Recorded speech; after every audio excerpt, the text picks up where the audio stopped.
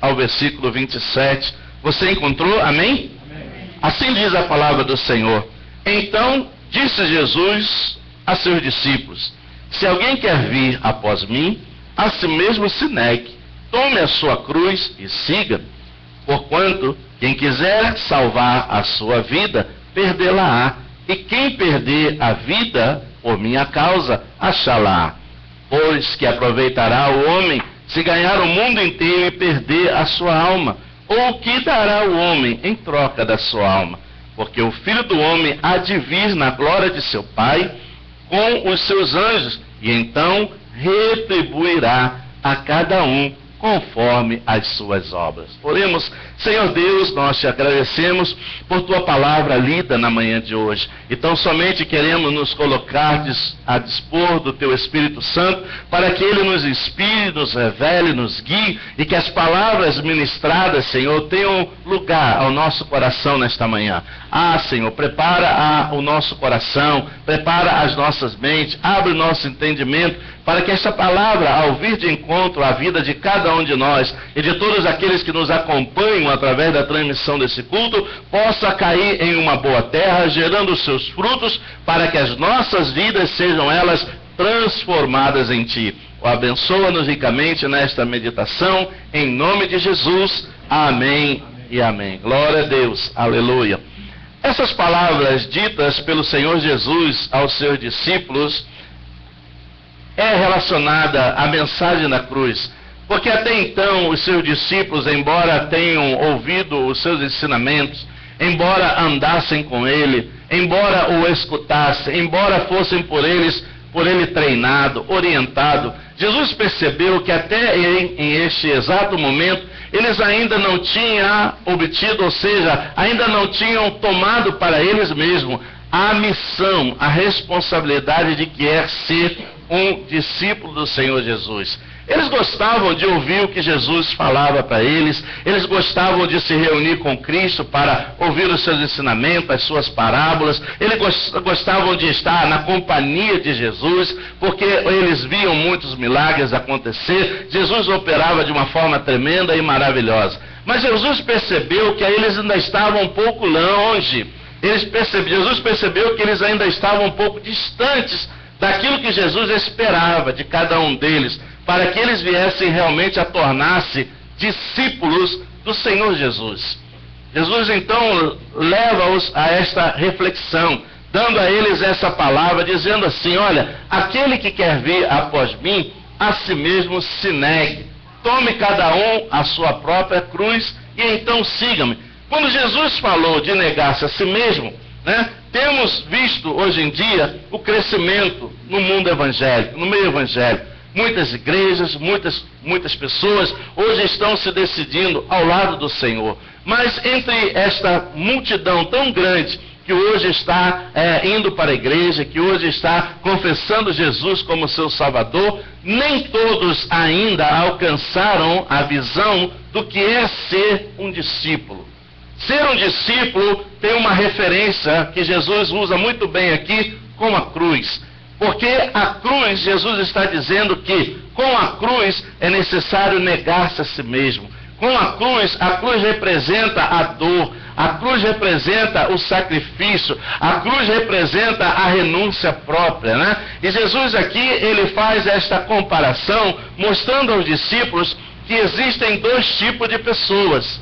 Umas que durante uma vida inteira trabalham para alcançar alguma coisa e ao final perdem o mais importante, e outras que, em detrimento de alcançar algo no futuro, abrem mão de algumas coisas no seu presente. Então nós vemos aqui dois tipos de pessoas. Temos visto um crescimento do povo cristão, mas poucos entendem o que é realmente servir no reino de Deus. Quando Jesus, quando alguém decide negar-se a si mesmo, está então decretando sobre a sua própria vida a derrota do orgulho, da vaidade e dos seus próprios desejos, para agora ser guiado e dirigido pelo Espírito Santo. Essa foi a palavra que Paulo utilizou quando ele teve aquela experiência com o Senhor a caminho de Damasco. Ele, depois daquele encontro com Jesus e que sua vida foi transformada, ele afirmou assim: olha, antes vivia eu, mas agora Cristo vive em mim. E esse viver que agora eu tenho, eu vivo para o meu Senhor. O que Paulo estava se referindo a isso? Paulo estava querendo dizer o seguinte, que antes daquele encontro com Jesus a caminho de Damasco, Paulo vivia segundo os seus próprios desejos, impulsos. Ele vivia segundo os seus próprios sonhos. Ele fazia a sua própria vontade. Mas agora, depois daquele encontro com Jesus, e agora tornando-se um discípulo, um apóstolo, um seguidor do Senhor, ele aprendeu com aquele encontro que para seguir ao Senhor Jesus e realizar a missão, a obra que Cristo espera de cada um de nós, é necessário negar a si mesmo. É necessário renunciar a nós mesmos, o nosso conforto, a nossa vaidade, o nosso orgulho, há tantas coisas que nós julgamos importantes. É necessário muitas das vezes renunciar, como Paulo diz, e eu considerei tudo como perda para ganhar a Cristo. Amém? Paulo era um homem que... Quem era Paulo? Homem instruído por Gamaliel, homem conhecedor da lei, falava vários idiomas, cidadão romano. Paulo estava no apogeu, né? Paulo estava na nata da sociedade romana. E a Bíblia diz que depois daquele encontro com o Senhor, lá a caminho de Damasco, naquele encontro onde o Senhor fala para ele: Paulo, Paulo, por que me persegue? E você sabe muito bem que Paulo estava de posse de cartas que davam a ele a autorização não só para prender, mas também até para castigar e agir de forma mais rígida contra os cristãos. Ele era um perseguidor do povo de Deus. E naquele encontro, ele então é mudado, ele é transformado. É isso que Jesus espera de mim e você, que esse nosso encontro com Cristo, nós não venhamos para Cristo apenas para fazer parte de uma sociedade. Não venhamos para Cristo apenas para fazer parte de um grupo que se reúne, mas sim desejoso de obter em Cristo uma vida transformada. Amém? E para que essa transformação ocorra em mim e em você, é necessário nós tomarmos para nós a mensagem da cruz. Porque Jesus disse, né? Cada qual tome a sua própria cruz e siga-me. E tomar a cruz implica em tudo isso. Renúncia, abandono, né? Nós temos que abrir mão, nós temos que renunciar, porque quantas vezes o seu espírito quer vir para louvar a Deus, mas a sua carne quer ficar deitada na cama, embaixo da coberta, ou lá no ar-condicionado, ou porque está frio, ou porque está quente, ou por isso, ou por aquilo, ou aquilo outro, né? Há uma luta constante entre a carne e o espírito. E para que nós venhamos à presença de Deus e assim exercer a posição de discípulo, que discípulo é aquele que segue ao seu mestre, nós temos que muitas das vezes vencer primeiro a quem? A nós mesmos. Amém? Você foi um vencedor nesta manhã, porque a sua carne gritou para você ficar em casa, né? Encostado naquele sofá, de perna para o alto, vendo o que não presta na televisão, ou quem sabe indo lá para a beira da praia, ou para outro lugar, mas você decidiu vir estar na presença de Deus para ouvir a sua palavra. Amém? Então podemos dizer que nesta manhã nós já renunciamos a coisas que certamente queríamos fazer, mas renunciamos, abdicamos delas para estar na presença do Senhor. Amém? Aleluia! Então Paulo começa a ensinar por aí, e a palavra diz lá, olha o que Paulo diz aqui em Romanos. Vamos lá no livro de Romanos, capítulo 8, Romanos capítulo 8, do versículo 12 ao versículo 17. Aleluia. Paulo faz esta relação, como Jesus estava referindo-se ao discípulo, que para ser discípulo é necessário negar-se a si mesmo, é necessário tomar a cruz, é necessário pagar o preço, é necessário abrir mão, abdicar das nossas próprias vontades para fazer a vontade de Deus. Capítulo 8 de Romanos, a partir do versículo 12, Paulo diz assim: assim, pois, irmãos, somos devedores, não à carne, como se constrangidos a viver segundo a carne. Porque se viverdes segundo a carne, caminhais para a morte. Mas se pelo Espírito mortificardes os feitos do corpo, certamente vivereis. Pois todos os que são guiados pelo Espírito de Deus são filhos de Deus, porque não recebeste o espírito de escravidão para viverdes outra vez atemorizados, mas recebeste o espírito de adoção, baseado no qual clamamos, Abba, Pai. O próprio Espírito testifica com o nosso espírito que somos filhos de Deus. Aleluia, Paulo diz. Ora, se somos filhos de Deus, somos também herdeiros, herdeiros de Deus e co-herdeiros com Cristo. Se com Ele sofremos, também com Ele seremos glorificados. Era isso que Jesus estava dizendo aos seus discípulos. Olha, vocês estão visualizando algo muito próximo a vocês. Vocês estão visualizando algo que é apenas terreno, mas comece a visualizar algo que é espiritual. E Jesus então dá aquela palavra, olha, aquele que perde a sua vida por amor a mim, irá ganhá-la, ou seja, recebê-la de volta, restituída por Deus, em quê? Em salvação, em vida eterna, em gozo na presença do Senhor. Mas o outro tipo de pessoa é aquela pessoa que passa a vida inteira em busca da fama, em busca do sucesso, em busca do poder, em busca do dinheiro. Ela passa a vida inteira em busca dessas coisas que são perecíveis, passageiras e terrenas. Por mais famoso que alguém seja, nunca irá levar daqui da terra a sua fama para lugar algum. Amém? O máximo que podem fazer é lembrar dele alguma vez, por alguma coisa que ele fez, mandar construir um busto numa cidade, botar uma rua com seu nome, alguma coisa desse tipo. Mas aquilo que ele construiu na terra, ele não leva. Fica. Então é isso que Jesus estava falando. Jesus estava analisando esses dois tipos de pessoas. Aqueles que perdem para ganhar no futuro e aqueles que se preocupam em ganhar no presente e com isso acabam perdendo o futuro, que é a eternidade, né? O exemplo de levar a cruz dado por Jesus é um exemplo que leva aos discípulos dizendo o seguinte: aquele que quisesse seguir a ele deveria cada um levar a sua própria cruz. Isso está relacionado a quê? Ao método de execução utilizados pelos romanos naquela época a todos que eram condenados. Os romanos utilizavam a morte de cruz naquela época. E toda pessoa que era condenada a uma execução, ela era obrigada a carregar a sua própria cruz até o local onde ele seria executado. E carregar a cruz implica em tudo isso: sofrimento. Imagine você, né? Carregar a cruz implica em sofrimento. Isso quer dizer para nós o quê? O quanto você está disposto a sacrificar a você mesmo, a sua própria vida, em prol do reino de Deus aqui na terra. Essa é uma pergunta que devemos fazer nós para nós mesmos.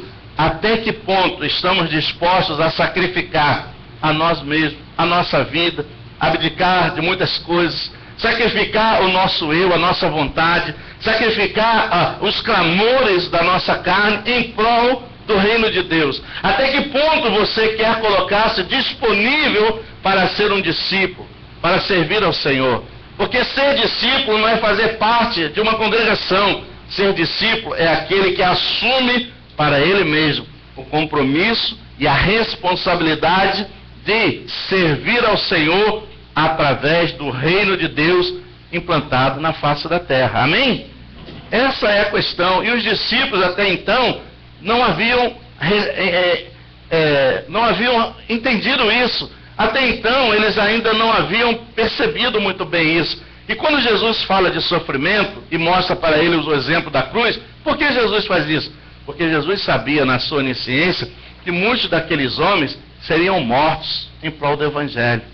Você não ouve de vez em quando notícias na televisão de pessoas que estão como missionários em países pregando o Evangelho, que são mortos, são assassinados, igrejas que são queimadas, pessoas que são exterminadas? Ou seja, essas pessoas, elas estavam lá conscientes que elas estavam dispostas até mesmo a doar a sua própria vida por amor à obra, por amor ao Evangelho.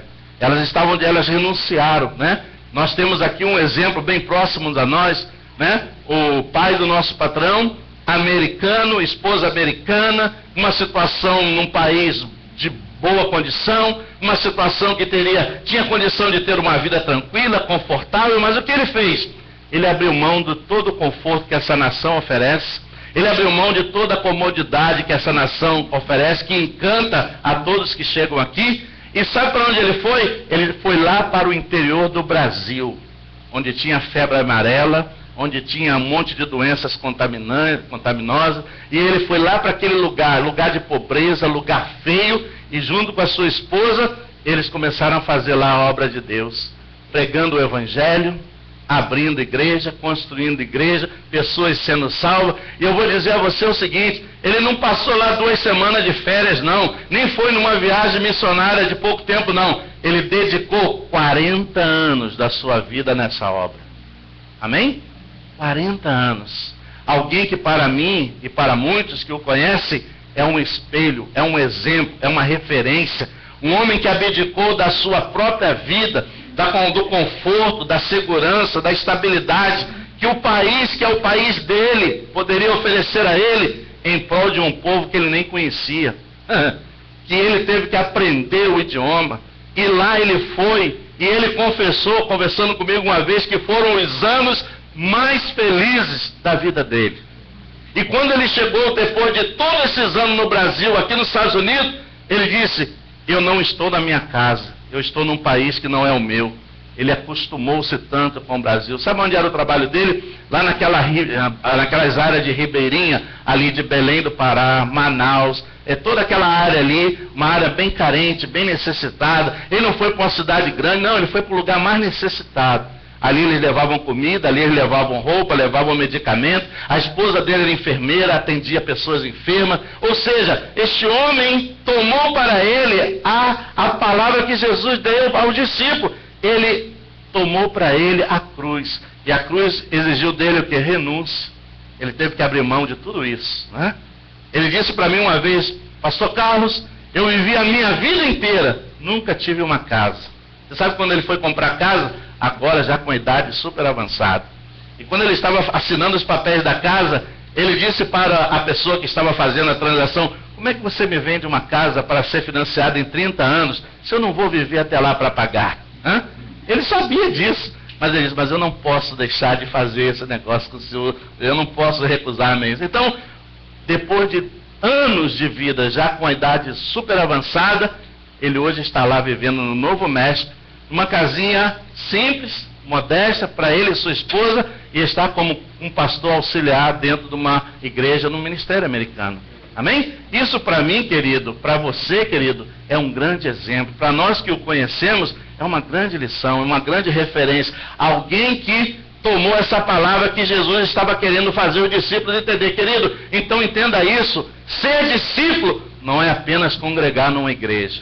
Ser discípulo não é ter uma carteirinha de membro. Ser discípulo não é vir aqui apenas no domingo para ouvir uma palavra. Ser discípulo é tomar a responsabilidade do carregar da cruz, que vai exigir sacrifício, vai exigir renúncia, vai exigir muitas coisas que você vai ter que começar a negar a você mesmo, em detrimento de algo que você está construindo agora, mas que só vai receber herança no futuro. Amém?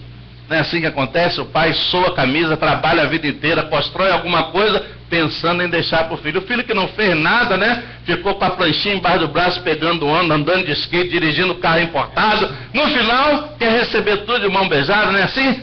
A herança do pai, ele só vai receber quando o pai for. Isso se o pai deixar para ele, né? De repente o pai sim, não, vou fazer o testamento aqui, vou deixar para outra pessoa, né? Então, a herança só se recebe, né, na morte do pai. E Jesus estava falando exatamente sobre isso. A herança, querido, como Paulo mesmo diz, né, na sua palavra, né?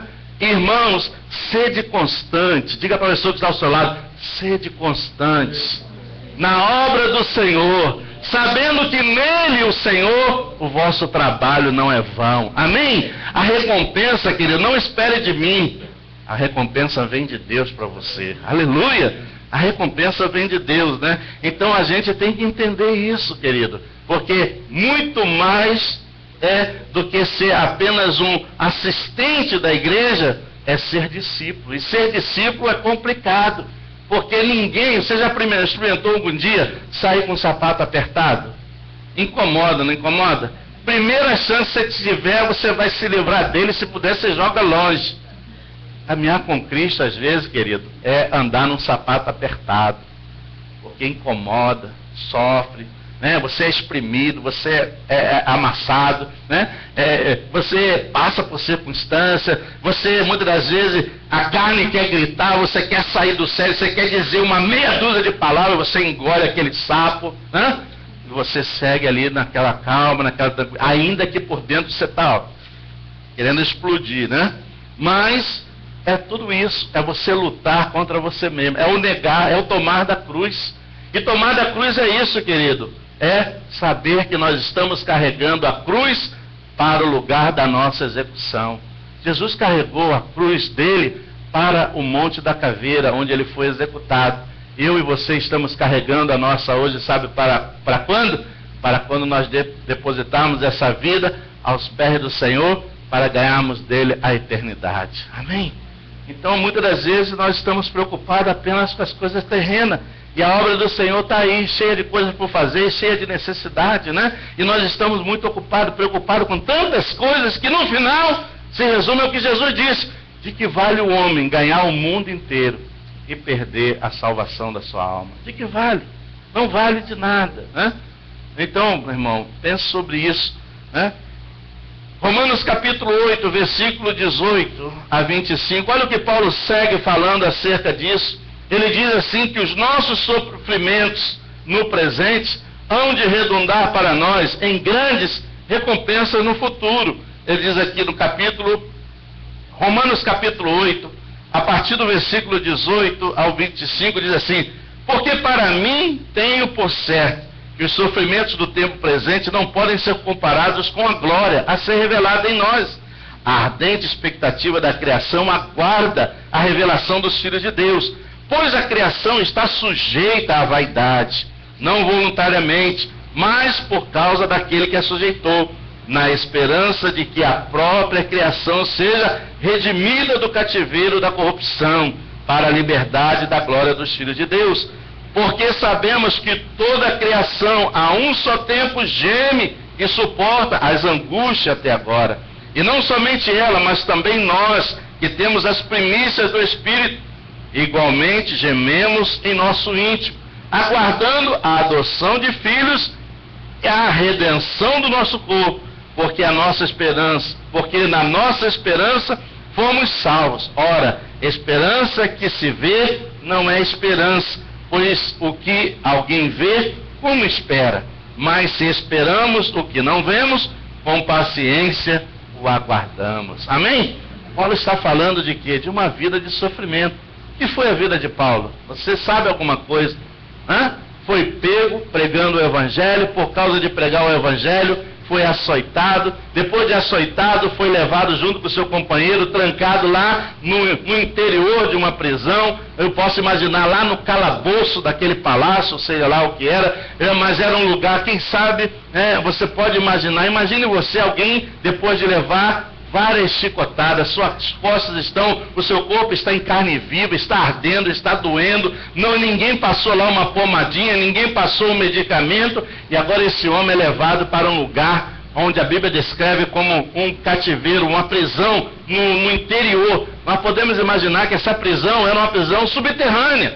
Você já foi em algum lugar subterrâneo? É um lugar úmido, é um lugar que cheira mal, é um lugar de depressão. Ninguém sente-se bem. Eu não sei se você um dia já foi fazer uma inspeção, ou seja, um passeio por dentro de uma caverna. Por mais que a caverna seja linda e maravilhosa, bonita, aquelas estalactites, aquele negócio todo, aqueles lagos, mas você sente um ambiente de depressão, né? Porque você está ali naquele lugar, e aquele lugar é um lugar úmido, o ar é um ar rarefeito, é um ar de difícil respiração, né? Você se cansa com mais facilidade. Paulo foi jogado lá nesse lugar. A Bíblia diz que junto com o seu companheiro Silas, ele foi acorrentado a um tronco. Olha só, alguém que já levou tanta chicotada, para que acorrentar? É o sofrimento, é a dor, é a cruz, é a renúncia, né? Acorrentado a um tronco, né? E sabe o que aconteceu ali naquele momento? A Bíblia diz que à meia-noite, Paulo e Silas louvavam a Deus de uma tal maneira E Deus abriu todas as portas daquela cadeia. Amém? Aleluia! Deus está dizendo a mim e a você o que, querido? O seu sofrimento não é nada em comparação ao que Paulo passou. E você deixa de vir na igreja, você deixa de louvar a Deus, você deixa de ler a Bíblia, você deixa de orar, a pessoa liga, você não atende, você convida, ela não vem. A sua luta não é nada, amém? Nada, querido, nada. O seu problema, olha, e o salário, ó, seu probleminha é desse tamanho em relação ao que Paulo passou. Estevão, a Bíblia diz que foi apedrejado em vida até a morte. E Deus abriu o céu para que ele visse o lugar para onde ele estava indo. Amém? Querido, a tua luta não é nada. Aleluia, aleluia. Você precisa crescer mais na graça e no conhecimento de Deus, né? Como uma ilustração que diz que o discípulo chegou diante do Senhor e disse o seguinte: Senhor, essa cruz que tu me deste é muito pesada, eu quero trocar essa cruz. E o Senhor disse: então entra nessa sala aí, escolhe uma cruz e troca a sua por ela. E ele olhou, e todas as cruzes que estavam naquela sala eram maiores do que a dele, mais pesadas do que a dele. E ele falou assim, depois dele passar ali um monte de tempo, ele falou: você não quer saber uma coisa? Eu vou para essa aqui, porque essa aqui dá para me carregar. O Senhor falou para ele: essa aí é aquela que você trouxe e já deixou aí. Não me peça para diminuir a cruz, peça para que eu te fortaleça os ombros para carregá-la. Amém? Essa é a vitória do cristão, querido. Você quer fugir da batalha, você quer fugir da luta, você quer refugiar-se na caverna? Não! Pede a Deus a força para superar a crise, a dificuldade, o momento. É assim que vence, querido, né? É assim que vence, né? Muitas das vezes, por isso que Paulo está dizendo: olha, os sofrimentos de vocês agora. Você vem para a igreja de carro, ar-condicionado, né? Freeway. Quando você estava lá, quando você era criança pequena lá em Barbacena, você nem sabia o que era freeway, né? Você nem imaginava, você montava no jegue, deixava o jegue amarrado, né? Bicicleta, né? Você hoje tem carro, ar-condicionado, dirige na freeway, tem telefone celular, né? Android, Facebook, né? E iPod, iPad, aí quero, aí não quero. Tem tudo, cara. E você reclama de quê? Hã? Dirige um carrão bonito, importado, confortável, né? Eu vejo às vezes as pessoas dirigindo uns carrão por aí, eu digo: meu Deus, se é lá no meu país vai dizer que é roubado. Vai dizer que é roubado, né? Vai dizer igual o negão lá, que a gente estava com ele lá no Retiro dos Homens, que contou uma história que sempre quando eu lembro disso eu começo a rir muito. E ele disse que certa ocasião o carro dele furou o pneu lá no Brasil, né? Não é aqui, lá no Brasil. O carro dele furou o pneu e ele estava lá abaixado trocando o pneu, e passou alguém do lado e falou: ai, negão, enquanto tu rouba a roda, eu vou levar o toca-fita. Ele falou: rapaz, o carro é meu. Coitado do negão, né? Misericórdia. Enquanto você rouba o pneu, eu vou levar o toca-fita. Que isso, rapaz? Então, querido, olha, para e pensa, né? Você está num país onde tem te dado tanto conforto. Você mora numa casa bonita, confortável. Você, olha, não vou nem enumerar. Você reclama não sei nem de quê, rapaz. Querido, acorda para a vida, né? Jesus chamou você para assumir a posição de discípulo. Discípulo é isso mesmo, né? Você vai carregar a cruz e não adianta querer trocar, porque você vai chegar lá e vai encontrar outras mais pesadas do que a sua, né? Carrega a cruz, como eu costumo dizer: montou na mula, agora amansa ela, não tem como devolver, amém? Não tem como devolver, né? Então vai lá, segue em frente, querido. Então Jesus estava falando tudo isso. Olha, ser discípulo, querido, é negar a si mesmo. Ser discípulo é carregar a cruz. Ser discípulo é pagar o preço, como Paulo pagou. Você sabe que Paulo poderia evitar aqueles açoites que ele tomou se ele reivindicasse a cidadania romana dele? Porque Paulo era cidadão romano. E pela lei, um cidadão romano jamais poderia ser açoitado como ele foi. E se isso fosse hoje, ele metia um processo e havia um monte de advogado para ganhar um dinheirão junto com essa causa. Ia ganhar uma grana. Mas Paulo, ele não reivindicou a sua cidadania romana, porque ele estava disposto a sofrer por amor a Cristo. Ele não reivindicou a sua cidadania romana. Ele permitiu-se ser açoitado. Ele permitiu-se ser levado ao cárcere. Ele permitiu-se passar por tudo isso, porque porque ele havia aprendido a lição que ser discípulo é estar disposto a sofrer e morrer em prol do Senhor e do Evangelho, querido. Aleluia! E hoje não tem nada disso, ninguém hoje vai apedrejar você como Estevão foi apedrejado, ninguém hoje vai te dar chicotada na rua, ninguém hoje vai pegar você e trancar num cárcere inferior. Olha, querido, ninguém hoje vai crucificar você de cabeça para baixo, como alguns dos discípulos foram, outros foram decapitados. Você lembra de João Batista por causa da vaidade de uma mulher? O rei caiu na besteira de fazer uma promessa. O que tu queres? Diga o que tu queres. Ah, quero a cabeça de João Batista numa bandeja. Pura vaidade, né? E nem era para ela, era por causa de um problema da mãe. Pior ainda, né? E aquela cabecinha vem lá na bandeja, né? Você nunca vai passar por uma coisa dessa, querido. Oh, Jesus! E de que você tanto reclama, de que você tanto murmura? Quais são as razões pela qual você muitas das vezes quer desanimar, quer desistir, quer chutar o balde, né? Então, querido, olha para a cruz, né? Aleluia. Então, Paulo está falando sobre isso. É preciso perder para poder ganhar. Jesus sabia que alguns daqueles homens que estavam ouvindo a ele naquele momento morreriam logo em breve em prol do próprio Evangelho. Jesus sabia que aqueles homens iriam morrer, mas morreriam por uma causa justa, morreriam em prol do Evangelho, morreriam porque estariam defendendo a palavra de Deus, estariam agora como discípulo fazendo o trabalho, fazendo a obra, né? Então Jesus, ele sabia, e ele deu uma outra lição mostrando a ele o seguinte: olha, se o grão ao cair na terra não morrer, fica ele só, mas se morrer, dá muito fruto. Sabe por que Jesus morreu naquela cruz? Para alcançar a minha vida, a sua vida e de toda a sua família, daqueles que você conhece. Jesus morreu por isso, né? Ele poderia ter evitado? Claro que sim. Ele disse lá para os seus discípulos, quando Pedro se levantou, tomou a espada, arrancou a orelha do soldado, Jesus falou para ele: não, Pedro, não faça isso, porque se eu quisesse, eu pediria ao Pai e ele enviaria uma milícia de anjos, pelejaria em meu favor. Mas não é esse o caso. Ô, sem orelha, chega mais aqui que eu vou botar a orelha no lugar, né? Aí botou a orelha do cara lá no lugar novamente, Jesus, né? Você lembra disso? Né? Então, mostra para nós o que, querido? Que Jesus, ele deu-se a morrer na cruz para quê? Para resgatar eu e você da condenação a qual eu e você estamos reservados a recebê-la. A condenação da morte pelo pecado. A Bíblia diz claramente: o salário do pecado é a morte. Amém? É ou não é? Ah, bom, pensei que só eu soubesse disso. A Bíblia diz: o salário do pecado é a morte, mas o dom gratuito de Deus é a vida, vida eterna e com abundância. Amém? Então, querido, há duas propostas, né? Ou a condenação através do pecado, ou a vida eterna através de uma vida redimida pelo reconhecimento do sacrifício de Cristo na cruz pelos nossos pecados, né? Então, né? E Jesus, ele fala exatamente sobre isso, mostrando, olha, há dois tipos de pessoas, né? Vamos lá em João, Evangelho de João, capítulo 12, versículo 24, a gente já está indo para o final.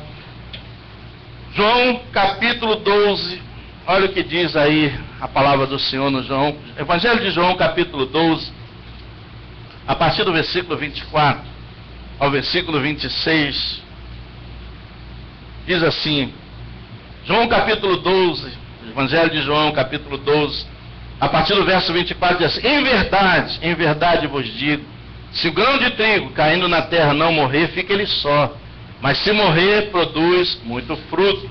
25, quem ama a sua vida, perdê-la-á, mas aquele que odeia a sua vida neste mundo, preservá-la-á para a vida eterna. Se alguém me serve, siga-me, e onde eu estou, ali estará também o seu servo. E se alguém me servir, o Pai o honrará. Aleluia, glória a Deus. Então, Jesus estava dizendo, olha, aquele que me segue, né? Aleluia.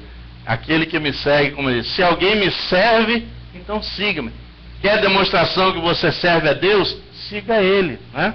Agora, não siga de binóculo, né? Sabe o que é seguir de binóculo? De longe, né? Seguir de binóculo, luneta, não serve. Tem que ser assim, ó, ombro a ombro. Estou contigo e no largo, amém? Assim que Jesus quer que você sirva a Ele. Senhor, estou contigo e não largo, estou contigo e não abro, estou aqui para o que der e o que vier. Para em qualquer topada e topa em qualquer parada. Amém? É assim, querido. Não pode ser de outro jeito. Agora, você lembra de Pedro, quando Jesus foi preso? Jesus foi preso. E sabe o que aconteceu com Pedro? Pedro era um discípulo. Pedro estava ali o tempo todo ouvindo Jesus. Pedro caminhou sobre as águas. Pedro viu milagres, viu um monte de coisa. Mas quando Jesus foi preso, ele ficou de longe. Aí chegou um grupo de pessoas que o reconheceu. E disseram para ele: ah, tu também é um deles. Eu não conheço esse homem. Nunca andei com ele, não sei quem é. E a Bíblia diz que ele negou o Senhor várias vezes, né? Então, querido, sabe quando isso acontece na nossa vida? É quando eu e você somos submetidos a provas para dar a demonstração daquilo que nós realmente dizemos que somos discípulos, e somos às vezes desafiados numa situação e muitas das vezes você recua. Muitas das vezes você faz como Pedro, você vai seguir de longe. Não, eu não vou me envolver, eu não vou me comprometer. Não, eu sou o agente secreto de Deus no reino de Deus na face da terra. Você é o 007 espiritual, ninguém sabe que você é crente. Só na sua casa, só na sua igreja. Né? Então, querido, não é assim que funciona. Você tem que ser o que você é, onde quer que você esteja. Amém? Querido, não siga Jesus de longe. Essa foi a razão pela qual Jesus teve que conversar com Pedro várias vezes. Porque ele ainda não havia caído a ficha. Pedro, tu me ama? Amo, Senhor. Se necessário, eu dou a minha vida por ti, Senhor. Pedro, tu me ama? Amo, Senhor. Quando Jesus perguntou terceira ou quarta vez, aí a ficha caiu. Ah, Senhor, tu sabes. Ah, Pedro, então o dia em que tu te converteres, confirma isso aos teus irmãos. Quando é que você vai confirmar a tua real conversão diante das pessoas que te servem? Amém? Porque até aqui você não confirmou nada. Você é um 007 espiritual, né? Você é como o camaleão. Você sabe o que é o camaleão? Aquele bichinho que lá no Nordeste o Chico matava com a tiradeira, né? Camaleão é aquele bichinho que muda de cor de acordo com a situação. Se a pedra é cinza, ele fica cinza. Se a folha é verde, ele fica verde, né? Então, querido, nós não podemos ser assim. Temos que ser a mesma pessoa onde quer que nós estejamos, assumindo a responsabilidade que Deus chamou a mim e você para ser discípulo. Amém? Diga para a pessoa ao seu lado: Deus te chamou para ser discípulo. Amém? E ser discípulo é carregar a cruz. Ser discípulo é pagar o preço. Ser discípulo é não negar o Senhor. Ser discípulo é estar ali, ó, na frente, né? Na frente, lá enfrentando, cara a cara, ombro a ombro, lado a lado. Para a gente concluir, eu quero concluir dizendo a você o seguinte: há dois tipos de pessoas das quais Jesus estava se referindo. Uma delas é aquela que perde a sua vida inteira tentando ganhar alguma coisa, mas mais tarde perdem o mais importante. É aquilo que já falamos, é aquele que perde a vida inteira em busca do sucesso, da fama, do dinheiro. Aí ganha dinheiro, o dinheiro leva para a prostituição, leva para as drogas, leva para a infidelidade conjugal. Olha, quem não pode ter dinheiro não deve ter, porque a primeira coisa que ele quer fazer é trocar a mulher. A minha já está comigo há 35 anos, estou satisfeito com ela, olha que gata ela está hoje, amém? Aleluia! Olha o que eu conheço de gente que prosperou e a primeira coisa que fez foi trocar de mulher. Misericórdia. Meu querido, você só trocou o problema, porque já vem com defeito de fábrica. Amém? Então, querido, é verdade. Então, essas pessoas passam a vida inteira querendo conquistar alguma coisa e esquecem do mais importante, né? Esse é o primeiro que o Senhor referiu-se a elas. Lá no versículo, vamos voltar lá só para a gente fechar aqui. Lá no versículo 26 de Mateus 16. Olha o que diz aqui, Mateus 16, verso 26.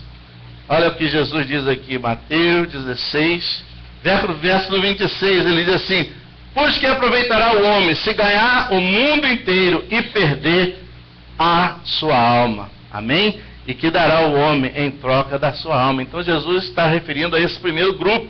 São aquelas que passam a vida inteira em busca da fama, do sucesso, em busca da riqueza, do dinheiro. Aí moram num palacete, aí são infelizes, né? Aí constrói um parque de diversão dentro da casa e se enche de droga, né? Quer mudar de cor, quer mudar de tudo e acaba morrendo. E por aí vai, entendeu? Então as pessoas demonstram uma insatisfação constante, né? Demonstram uma insatisfação constante. E tudo isso, querido, não é senão que a ausência de Deus na vida dessa pessoa. É verdade. É o que Jesus está dizendo: olha, aquele que perde a sua vida, né, que aproveitará o homem ganhar o mundo inteiro e perder a sua alma, né? A recompensa.